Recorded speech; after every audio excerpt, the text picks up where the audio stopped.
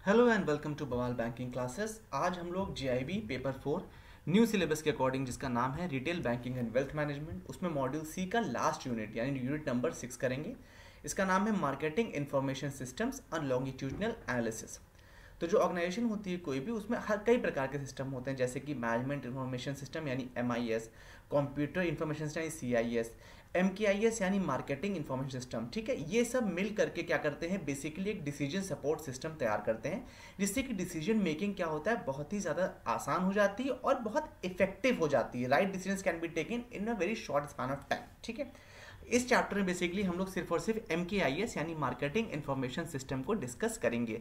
Previous chapters में हम लोग MIS यानी मैनेजमेंट इंफॉर्मेशन सिस्टम को ऑलरेडी डिस्कस कर चुके हैं। If you want you can go back and have a look. तो मार्केटिंग इंफॉर्मेशन सिस्टम का मेन यूटिलाइजेशन क्या है कि डेटा को इस तरह से प्रोसेस करना कि ओवरऑल जो मार्केट है उसमें कैसे प्रोडक्ट सर्विसेज देने हैं, उनका क्या इम्पैक्ट आ रहा है, इस चीज़ को एनालाइज करना, उसको डिसीजन सपोर्ट सिस्टम में यूटिलाइज करना, ये इसका मेन ऑब्जेक्टिव है।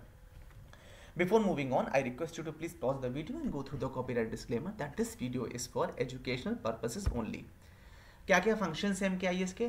MKIS यानी मार्केटिंग इंफॉर्मेशन सिस्टम बेसिकली जो है वो मार्केटिंग संबंधित डेटा को डील करता है। ठीक है, तो जिसके फंक्शंस हैं वो डेटा बेस मैनेजमेंट से संबंधित हैं, जो भी डेटा बेस रहेगा मार्केटिंग का उससे संबंधित है।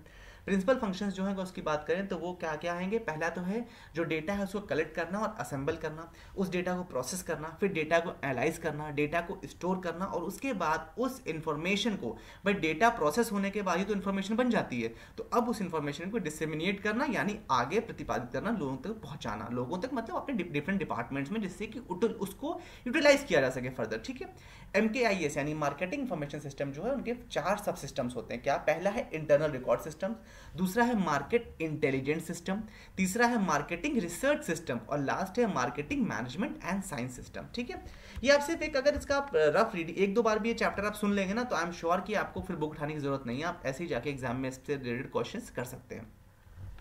MKIS मॉडल जो है मैक्लॉड एंड रॉगर्स का, वो इन्होंने फिगर में यहाँ दिखाया। देखिए इस फिगर से चीज़ें बहुत सिंपल हो जाती हैं, हालांकि हम इधर डिस्कस करेंगे इसको, लेकिन अगर आप पहले फिगर देखेंगे तो आप ये समझेंगे कि किस तरह से इनपुट और आउटपुट काम कर रहा है। ठीक है, देखिए सबसे पहले अगर आप ये देखिए कि जो भी डेटा है वो हमने कैसे हमारे पास आया और कैसे रोल ओवर हो रहा है, साथ में जो डेटा बेसेस है, जो मॉडल्स हैं, वो किस तरह से काम कर रहे हैं। ठीक है, DBMS मतलब डेटाबेस मैनेजमेंट सिस्टम। ठीक है, ये DBMS का फुल फॉर्म होता है। कैसे कंपाइल हो रहा है डेटा को, हमने क्या क्या चीज़ें ले रखी हैं, वो सब इसमें बहुत अच्छे से दिखाया गया है कि हम कैसे एक्टिविटीज़ को यूज़ कर रहे हैं और किस तरह से लास्ट में डिसीजन ले रहे हैं।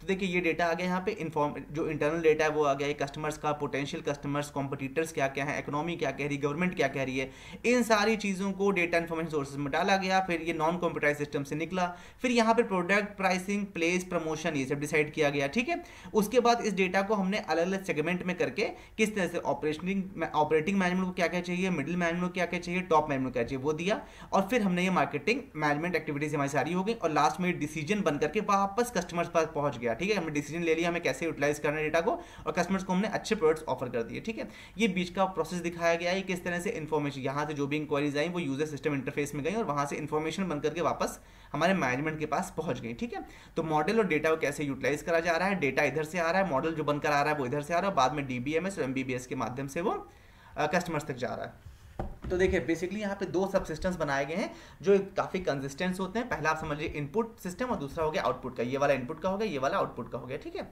आई hope you can see my cursor. जो इनपुट सब सिस्टम्स हैं उसमें internal data, marketing intelligence, marketing research, ये सब आएगा इनपुट वाले में। ठीक है, ये सारी इंटरनल चीज़ों को लेते हैं, इन्वायरमेंट वगैरह सबको लेते हैं डेटा को, और उसको डेटाबेस में प्रोसेस करते हैं। उसके बाद आउटपुट सब सिस्टम यानी जो इस तरफ का पोर्शन, ठीक है, उसके बाद वो आउटपुट में देते हैं। आउटपुट में उस मार्केटिंग मैनेजर्स जो होते हैं वो उसकी, देखिए हमने रफ डेटा से मार्केटिंग मैनेजर्स को कोई मतलब नहीं है, उनको मतलब किससे, रिपोर्ट से। एनालाइज होने के बाद जो रिपोर्ट्स जनरेट हो रही हैं वो रिपोर्ट्स को यूटिलाइज करके अपने डिसीजन मेकिंग में यूटिलाइज करते हैं। ठीक है, ये मेन पर्पस उनका। तो मार्केटिंग मैनेजर को क्या मिलेगा, सिर्फ और सिर्फ रूटीन रिपोर्ट्स मिलेंगे, क्या चीज़ें रिपोर्ट्स में लिख करके आ रही हैं, और बहुत वो डेटा देखिए फिगर्स में होता है, and as everyone knows numbers don't lie. तो वो नंबर्स को यूटिलाइज करके, जैसे हम लोग उसको छोटे लेवल पर करते हैं, पर्सनल इंडिविजुअल लेवल पर, तो हम लोग क्या करते हैं, एक्सेल शीट में फॉर्मेट वो लगाते हैं, भाई वी लुकअप लगाते हैं, या उसमें फिल्टर लगाते हैं, या उसमें सॉर्ट करते हैं। तो कैसे करते हैं, जिससे कि हमारे पास चीज़ें जो है वो छट करके आ जाए हमारे हिसाब से। लेकिन यहाँ पर क्या हो रहा है, यहाँ पर वही चीज़ें बड़े लेवल पर हो रही हैं, तो वो रूटीन रिपोर्ट्स के थ्रू मार्केटिंग मैनेजर्स को यूटिलाइज करते हैं एडहॉक लेवल पर। उसके बाद इस इन्फॉर्मेशन के थ्रू क्या होता है, मार्केटिंग मैनेजर्स जो है वो बेहतर प्राइसिंग कर पाते हैं, प्रोडक्ट डिजाइन करते हैं, एडवर्टाइजिंग उनकी सही करते हैं, डिस्ट्रीब्यूशन सही करते हैं, पैकेजिंग अच्छी करते हैं, और उस रिपोर्ट के यूटिलाइज करके वो गवर्नमेंट या कंपटीटर्स को एक अच्छा प्रोडक्ट ऑफर कर पाते हैं, ठीक है, कस्टमर्स को। ये जो प्रोसेस है ये एक तरह से इंटीग्रेटेड प्रोसेस होता है जिसमें ऑर्गेनाइजेशन स्ट्रेटजीज और डिसीजन मेकिंग सब कुछ इन्वॉल्व रहता है। इसमें planning, organising, staffing, directing, controlling, ये पांचों फंक्शंस आते हैं। आप लोगों को पता होगा 5 फंक्शन जो ऑर्गेनाइजेशन स्ट्रेटजीज में होते हैं, planning, organising, staffing, directing and controlling, वो पांचों फंक्शन इसमें इंक्लूड रहते हैं।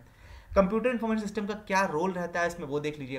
कंप्यूटर टेक्नोलॉजी आने की वजह से ही ये चीज़ें इतनी इजीली संभव हो पाई हैं, अदरवाइज इतना सारा डेटा को कंपाइल करके, प्रोसेस करके, एनालाइज करके प्रोडक्ट डिजाइन करना इज नेक्स्ट टू इम्पॉसिबल। तो कंप्यूटर पर डिपेंडेंसी बहुत ज़्यादा है। क्या क्या रोल होता है कंप्यूटर का, एक तो डेटा कलेक्ट करना, फिर डेटा को वेरीफाई करना, डेटा को प्रोसेस करना, डेटा को स्टोर करना, सारी इंफॉर्मेशन को सप्लाई करना, इंफॉर्मेशन उसका एक सही तरीके से प्रेजेंटेशन करना, डेटा को कंटिन्यूसली अपडेट करते रहना, उस डेटा की सिक्योरिटी का ध्यान रखना, जो इंफॉर्मेशन उसको सही चैनल्स के थ्रू शेयर करना, और ओवरऑल इस पूरे सिस्टम को ऑटोमेट करना, ये सब कंप्यूटर का मेन फंक्शन है। जो स्पेसिफिक पैटर्न है MKIS यानी मार्केटिंग इंफॉर्मेशन सिस्टम का, उसमें क्या क्या चीज़ें इंक्लूड होती हैं। एक तो कंप्यूटर्स चाहिए सबसे पहली चीज़, ठीक है, मार्केटिंग मैनेजर्स को चाहिए होते हैं जिससे कि वो डेटा को रिट्रीव कर सकें, स्टोर कर सकें एंड प्रोसेस कर सकें। जो इंटरनल अकाउंटिंग है वो बहुत इंपॉर्टेंट फैक्टर या सोर्स है MKIS इंफॉर्मेशन का, जिससे कि उस इंफॉर्मेशन को यूटिलाइज करके market intelligence and marketing research का यूज़ करके जो एक बैलेंस्ड अप्रोच रखी जा सके, ठीक है। जो कलेक्शन ऑफ डेटा है, चाहे कस्टमर्स का हो या कॉम्पिटिटर्स का हो, वो भी तो इंपॉर्टेंट है ना हमें सही डिसीजन लेने में, जिससे कि पर्सपेक्टिव कस्टमर्स हमको मिल सकें कि भाई सपोज हमारे बैंक में कोई XYZ फैसिलिटी नहीं है लेकिन किसी अन्य बैंक में है, हम देख रहे हैं कस्टमर का रुझान उस फैसिलिटी की तरफ ज़्यादा है, तो हमें कंपटीटर का वो डेटा चाहिए जिससे कि हम समझ सकें कस्टमर को कैसा प्रोडक्ट चाहिए और हम एक उससे बेहतर प्रोडक्ट तैयार कर सकें, जिससे कि उस कंपटीटिव एनवायरनमेंट में भी हम अपने बैंक के लिए प्रॉफिट जनरेट कर सकें, ठीक है। लेकिन ये थोड़ा लेस कंप्यूटराइज रहता है। साथ ही साथ जो मेजर यूजर्स हैं MKIS के वो कौन है, मिडिल लेवल मैनेजर्स होते हैं। जो प्लान देखिए ऊपर वाले मैनेजर ने डिसाइड कर दिया, जो टॉप मैनेजमेंट है, ठीक है, और जो ऑपरेशनल मैनेजमेंट वाला इस तरह वो उसको एग्जीक्यूट कर रहे हैं, तो सबसे ज्यादा यूटिलाइज कौन कर रहा है डिसीजन मेकिंग के लिए, मिडिल लेवल मैनेजर्स यूटिलाइज कर रहे हैं उसको। जो प्लानिंग एंड कंट्रोलिंग जो फंक्शन है वो भी MKIS का ही सपोर्ट का काम करता है, ठीक है। डिसीजन मॉडल्स जो बेसिकली हैं वो प्रोडक्ट और प्राइसिंग डिसीजन करके क्या प्रोडक्ट लॉन्च करना है और उसकी प्राइसिंग क्या रखनी है, ये सबसे मुश्किल डिसीजन होते हैं जो कि हम MKIS के थ्रू लेते हैं। डिसीजन मॉडल्स जो बेसिकली जो कंप्यूटर सॉफ्टवेयर है जो कि MKIS यूज करता है, उसमें मॉडलिंग हो गया, स्प्रेडशीट्स यानी बेसिकली एक्सेल की बात हो रही है, third generation programming language, database management system, ये सब उसमें यूटिलाइज होता है। स्टैटिस्टिकल एनालिसिस सॉफ्टवेयर बहुत यूज होता है, लॉजिक प्रोग्रामिंग लैंग्वेजेस यूज होता है जिससे कि सही डिसीजन लिए जा सके। क्या क्या फायदे हैं MKIS के, आइए उसको डिस्कस करते हैं। हालांकि हम लोग जो पीछे डिस्कस करी हैं चीजें उनमें उस चीजें आ चुकी है, but we will discuss just about the advantage of MKIS। तो MKIS फ्रेमवर्क जो है बेसिकली वो जो प्रोडक्ट्स, प्रोसीजर, मेथड प्रोवाइड करता है, जो भी रेगुलर प्लान पर्पस ओरिएंटेड चीज़ें हैं, ठीक है, कि हमें क्या पर्पस फुलफिल करना है, क्या प्रोडक्ट हमारा क्या एम है अल्टीमेटली उसको फुलफिल करने के हिसाब से जो डेटा है उसको सिस्टमैटिकली कलेक्ट करना, एनालाइज करना, स्टोरेज करना और फिर उसको रिट्रीव करना, उसको प्रोसेस करने के बाद रिट्रीव करना है। तो वो सारा काम किसका है, MKIS का। ये उसका बहुत बड़ा एडवांटेज है MKIS का। साथ ही साथ ये डेटा कैप्चर का प्रोसेस है उसको बहुत इंप्रूव कर देता है, उसकी रिलायबिलिटी बढ़ा देता है। जब भाई अगर आपने फॉर एग्जाम्पल आप VLOOKUP लगा करके रिलायबिलिटी बढ़ा लेते हैं ना एक्सेल शीट में, उसी तरह से आपने MKIS में अगर आपने डेटा को प्रोसेस कर लिया तो रिलायबिलिटी डेटा की बढ़ गई, डेटा के गलत होने के चांसेस कम हो गए, उसमें कंसिस्टेंसी बढ़ जाती है, डेटा की क्वालिटी इंप्रूव हो जाती है। जो पूरा कलेक्टिंग, प्रोसेसिंग, ट्रांसमिटिंग का काम है डेटा का वो बहुत स्मूथ होता है। जो डिसीजन मेकिंग है वो बहुत इजीली हो जाती है और हर समय रेडी टू टेक होता है। मतलब आपने एक क्लिक किया, यू फाउंड द डिसीजन कि आपको A या B कौन सा ऑप्शन चूज करना है by the help of MKIS, because data is already processed.